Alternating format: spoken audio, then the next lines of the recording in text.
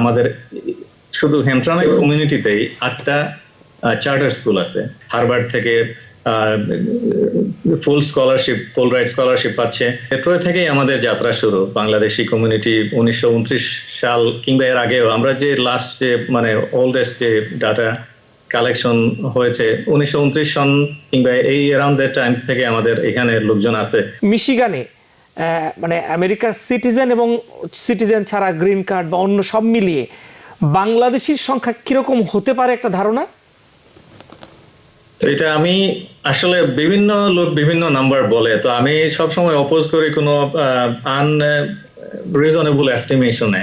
তো অনেকে বলে থাকেন যেমন 50,000 হতে পারে, 100,000 হতে পারে। আসলে এনি নাম্বার ঠিক হওয়ার সম্ভাবনা আছে।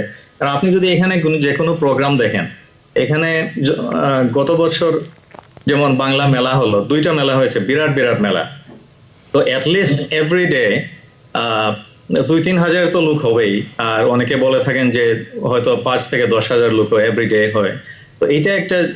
আরেকটা হলো যদি আপনি বাংলাদেশি অধ্যুষিত এলাকায় সবগুলা স্কুলে বাংলাদেশি স্টুডেন্টের ডিমান্ড, মানে ওই যে স্কুল থেকে বাংলাদেশি স্টুডেন্ট ওরা আনতে চেষ্টা করে বেশি। কারণ আমাদের কমিউনিটিতে লেখাপড়ার যে একটা লেখাপড়ার যে মূল্য দেয় আমাদের প্যারেন্টসরা দেয়, এরপরে স্টুডেন্টরা দেয়, এটার জন্য সবগুলা স্কুলই ফুল। আমাদের শুধু হ্যামট্রামে কমিউনিটিতেই 8টা চার্টার স্কুল আছে। তো চার্টার স্কুলের মধ্যে এগুলো হলো প্রাইভেটলি অপারেটেড বা এগুলা পাবলিক স্কুল। তো ওইগুলোতে আমাদের খুবই সাফল্য করতেছে আমাদের স্টুডেন্টরা। ওরা হার্ভার্ড থেকে full scholarship, Fulbright scholarship পাচ্ছে। ইউনিভার্সিটি অফ মিশিগানে ফুল রাইট স্কলারশিপ পাচ্ছে। বিভিন্ন বড় বড় কলেজে তারা পড়াশোনা করছে, তাদের সাকসেস রেট ভেরি হাই। আচ্ছা, তার মানে আমরা ধারণাটা সেই অর্থে পেলাম না যে কত মানুষ, তবে 50,000 হতে পারে, কম বেশি হতে পারে। তো মূলত আমরা যারা ওই এলাকাতে থাকি বা যাদের একটু যাতায়াত আছে, যোগাযোগ আছে, তারা জানে যে মিশিগানে কোন কোন এলাকায় বাংলাদেশি মানুষ বেশি থাকে। আমরা যেমন নিউ ইয়র্কে বাংলাদেশি মানুষ কোথায় বেশি থাকে? Jackson Heights, Jamaica, Brooklyn, Bronx, এইসব এলাকাতে। এখন আমরা লং আইল্যান্ডেও অনেক বাংলাদেশি মানুষ থাকছে, আপস্টেটে থাকছে, বাফেলোতে অনেক মানুষ থাকছেন, কিংবা একটু আপস্টেটের বেশ কিছু জায়গাতে। মিশিগানে কোন কোন এলাকায় বাংলাদেশি মানুষ বেশি বসবাস করে? জি, তো মিশিগান তো ডেট্রয়েট হলো বিগেস্ট সিটি মিশিগানের। ডেট্রয়েট থেকেই আমাদের যাত্রা শুরু। বাংলাদেশি কমিউনিটি 1929 সাল কিংবা এর আগেও আমরা যে লাস্ট যে মানে ওল্ডেস্ট যে ডাটা কালেকশন হয়েছে 1929 সন কিংবা এই অ্যারাউন্ড দ্যাট টাইম থেকে আমাদের এখানে লোকজন আছে। কিন্তু 80-এর দশকের পরে লোকজন আসতে শুরু করে ফ্যামিলি নিয়ে। এরপরে এই ডেট্রয়েট থেকেই যাত্রা শুরু। এরপরে হ্যামট্রামেক সিটি একটা পলিশ সিটি। তো হ্যামট্রামেক এবং ডেট্রয়েটে ধরেন এখন যদি আমি বলি এখান থেকে আমাদের সবার যাত্রা শুরু, এই সিটিগুলো থেকেই। তো হ্যামট্রামেকে ধরেন পপুলেশনের অলমোস্ট অর্ধেক বলা যায় যে বাংলাদেশি। এখন অনেকে মুভ করে বিভিন্ন নেইবারিং সিটি যেগুলো আছে, যেমন ওয়ারেনে সবাই মুভ করতেছেন নর্থে। Warren, Sterling Heights, Center Line, এগুলো হলো পাশাপাশি সিস্টার সিটি বলা যায়, ট্রয়। এরপরে এগুলাতে আছেন তো আপনি অনেক যারা প্রফেশনাল আছেন ওনারা, আপনি ফার্মিংটন হিলস, ব্লুমফিল্ড হিলস, ওইদিকে একটু ওনারা বেশি থাকার চেষ্টা করেন। আর স্টার্লিং হাইটসও বিরাট সিটি, খুব প্লাস সিটি, ওইখানেও আপনার বিভিন্ন প্রফেশনাল লোকজন থাকেন। তো এইটা হলো আমাদের বেস হলো ডেট্রয়েট হ্যামট্রামেক। ওইখানেই বেশিরভাগ ফ্যামিলি আসে, ওইখানে মোস্ট এফোর্ডেবল হাউজিং। আচ্ছা, আর জি, আমার এরপরের যে প্রশ্নটি সেটি হচ্ছে যে ব্যবসা বাণিজ্য, রেস্টুরেন্ট, গ্রোসারি কিংবা এগুলো তো হয়, আবার পাশাপাশি অন্যান্য যে বিজনেসের ক্ষেত্রে রিয়েল এস্টেট, তারপরে আরো বড় ব্যবসা উদ্যোগ, এগুলা কিরকম প্রবাসীদের মধ্যে? রিয়েল এস্টেট খুব হিউজ মার্কেট। কারণ মিশিগানের এক্সপেকটেশন হাউজিং মার্কেট খুবই ভালো ছিল লাস্ট কোভিডের আগে। তো কোভিড পরবর্তী এটা স্লোলি পিক আপ করতেছে, কিন্তু হাই ইন্টারেস্টের কারণে এটা একটু স্লো। কিন্তু তার মানে না এটা যে কমপ্লিটলি বন্ধ হয়ে গেছে। তো মিশিগানের একটা ওয়ান অফ দি বিগেস্ট যে রিয়েল এস্টেট কোম্পানি হলো আমাদের আমিন রিয়েলটি বলে এখানে। তো এটা খুব নাম করতেছে। আরো বিভিন্ন ধরনের বাংলাদেশি রিয়েল এস্টেট কোম্পানি আছে। এরপরে ধরেন এক্সপোর্ট ইম্পোর্ট ব্যবসায় অনেকে আছেন, এটা অবশ্য এত ভেরি কমন না, কিন্তু অনেকেই আছেন এক্সপোর্ট ইম্পোর্টে এইখানে। এরপরে বলে clothing, fashion, perfume, health care, accounting, finance, অনেক অ্যাকাউন্টেন্ট আছে এখানে, ট্যাক্স প্রিপারেশনের জন্য অনেকে আছে। এরপরে ম্যানুফ্যাকচারিং এ অনেকে আছেন এখানে, এখানে বেকারি আছে একটা। এরপরে আমাদের Bangladeshi owned automotive quality testing company আছে, ওইগুলো মাল্টি মিলিয়ন ডলার কোম্পানি। ওরা জিএম এবং ক্রাইসলার, ফোর্ড এবং অন্যান্য কোম্পানির গাড়িগুলোকে ওরা টেস্ট করে, কিংবা পোস্ট প্রোডাকশন টেস্টিং যেগুলো আছে কিংবা রিপেয়ার ওইগুলো করে থাকেন। এরপরে ইন্টারপ্রিটেশন সার্ভিস একটা আছে, এটা ভেরি কমন না কিন্তু আছে এখানে, কারণ আমাদের লোকজন থাকায় বেশি লোকজন বাড়তেছে, এই জন্য আমাদের কোর্টে দরকার হয় ইন্টারপ্রিটেশনের, পুলিশের সাথে ইন্টারপ্রিটেশনের দরকার হয়। এক্সপোর্ট ইম্পোর্ট তো বললামই, তো এইগুলো ভেরি কমন আর কি। এখন অনেক বাড়তেছে, অনেকে আমি দেখছি, অনেকে আমাদের ডিপার্টমেন্টে গিয়ে অনেকে লাইসেন্স নিয়ে আসেন। খুবই চমৎকার ভাবে আপনি মোটামুটি একটা ধারণা আমাদেরকে দিলেন। এবার রাজনীতি কিন্তু সবকিছুকে নিয়ন্ত্রণ করে, যতই অর্থনীতি, সমাজ কিংবা অন্যান্য সবকিছু।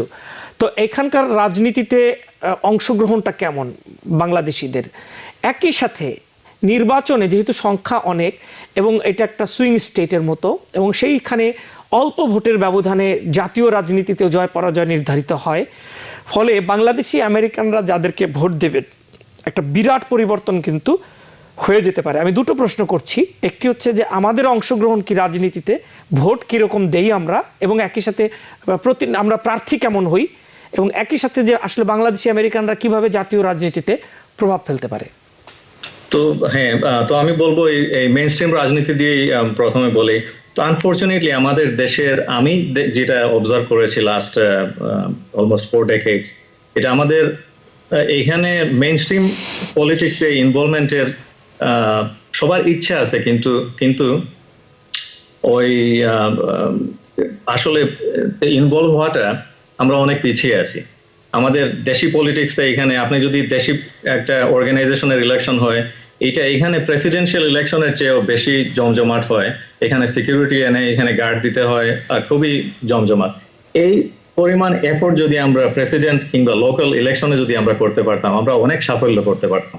এরপরে আরেকটা জিনিস হলো যে আমরা এখানে ওই ইয়াং যারা আছেন ওনাদেরকে পৃষ্ঠপোষকতা নাই যে পলিটিক্সে ঢোকার জন্য। তো পলিটিক্স তো একটা না যে আপনি স্টোর খুললেন আর আপনি কালকে থেকে চলবে, এটা কোনো হাটডগের স্ট্যান্ড না। এটা হলো কিছু জানতে হবে, ব্যাকগ্রাউন্ড জানতে হবে, আপনি হিস্ট্রি জানতে হবে, আপনি প্রসেস জানতে হবে।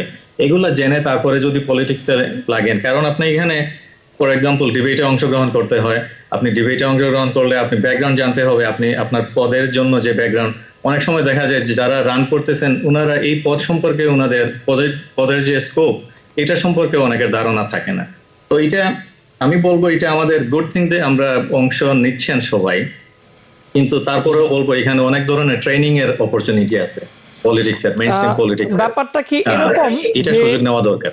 ব্যাপারটা কি এরকম যে আমরা আমাদের আঞ্চলিক রাজনৈতিক বাংলাদেশ থেকে আসা নানা সংগঠনকে এখানে যে যতটা গুরুত্ব দিয়ে করছি এবং নিজেরা নিজেদের মধ্যে দলাদলি বিভেদ তৈরি করছি কখনো কখনো বা অনেক ক্ষেত্রেই, তার চেয়ে যদি একটু মনোযোগ আমরা নিজেরা করতে পারলে ভালো, নাহলে আমাদের আগামী প্রজন্মকে এগিয়ে আনার ক্ষেত্রে যদি একটু মনোযোগ দেই, সেটি যদি সহযোগিতা করে সেটি অনেক ভালো। কারণ আমি প্রার্থী হতে চাই কিন্তু আমি যোগ্য না, তাহলে এটি আমেরিকার জন্যও ভালো হবে না, আমার জন্যও ভালো হবে না, আমার কমিউনিটির জন্যও ভালো হবে না। ঠিক একই সাথে আমি প্রার্থী হতে চাই, আমার দেখা দেখি আরও 10 জন প্রার্থী হয়ে যান, ভাগাভাগি হয়ে যায়, ফলে যোগ্য প্রার্থীকে সবাই মিলে দাঁড় করানোটাই সবচেয়ে বুদ্ধিমানের। তো আজকে আমরা একেবারে শেষের দিকে আপনার একটু জানতে চাই যে আজকের জন্য আপনি আমাদের দর্শকদেরকে আর কি বলবেন? আমি বলবো যে আমার অনুরোধ থাকবে এখানে যে একটু চেষ্টা করলে সাকসেস হওয়া যায়। আমি বলবো যে আপনারা যারা স্পেশালি যারা বাংলাদেশ থেকে আসেন, আপনারা যদি ইংলিশে একটু প্রাধান্য দেন, আপনারা আইটিতে যদি IT, cyber security, electrical, mechanical and HVAC হলো মানে হিটিং এন্ড কুলিং, এটা এখানেও সার্টিফিকেশন নেওয়া যায়। এই ছোট ছোট যে কোর্সগুলো আছে, সার্টিফিকেশন, স্ট্যাগার্ড সার্টিফিকেশন, আপনি একটার পরে একটা আপনি সার্টিফিকেশন নিলে আপনি ফুল প্রফেশনাল লাইসেন্স পেতে পারেন। এটা হলে আমাদের ধরেন এখানে ফুল কলেজ কোর্স শেষ না করে আপনারা অনেকে ভালো হ্যান্ডসাম মানি মেক করতে পারেন। বাংলাদেশ থেকে যারা আসেন, আসার সময় এইখানে এমন চিন্তাধারা নিয়ে আসবেন যে এখানে এসে আমেরিকাতে আপনারা মানে নতুন লাইফ গড়বেন এবং এখানের সিস্টেমটা জানার চেষ্টা করবেন। আমাদের সবচেয়ে সমস্যা হলো আমাদের পরেও ইয়েমেনি কমিউনিটি এখানে ডাইরেক্ট ইনভলভ হয়েছে পলিটিক্সে আমাদের অনেক পরে, কিন্তু ওদের আজকে মেয়র হয়ে গেছেন। ওদের যে প্রোগ্রামে সিনেটর এবং মানে গভর্নর রেগুলার আসা যাওয়া করে। তো আমি যেটা বলতে চাচ্ছি যে আমাদের প্রসেস অনুযায়ী যদি আমরা যেতে পারি, আমাদের ভুল ভ্রান্তি যদি আমাদের ডিফারেন্সটা যদি আমরা পাশে রেখে আমরা যদি মেইন স্ট্রিমে আমরা যাই, তাহলে বাংলাদেশের জন্য এখানে লবিং করার জন্য যে দরকার এটা করতে পারবো আমরা। আমাদের একটা পার্টির এগেইনস্টে লবি না করে আমরা বাংলাদেশের জন্য লবি করতে পারি, এটা আমাদের অনেক বেনিফিট নিয়ে আসবে। অসংখ্য ধন্যবাদ। চমৎকারভাবে আপনি আজকে বলেছেন। আমরা আপনার চোখ দিয়ে, আপনার বক্তব্যের মধ্য দিয়ে মিশিগানকে জানলাম এবং সেখানে আমাদের কমিউনিটি কেমন করছে জানলাম। ধন্যবাদ। আবার নিশ্চয়ই কথা হবে কোনো এক সময়। ভালো থাকবেন। Because people sneeze. Because not everyone washes their hands.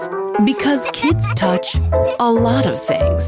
Set a date to get your flu and COVID shots and RSV if eligible. Because if you're wondering, should I get my flu and COVID shots? Think about other people. Learn more at nj.gov/health/vaccines. New York থেকে সম্প্রচারিত TBN24 television বিশ্বজুড়ে বাঙালির কণ্ঠস্বর।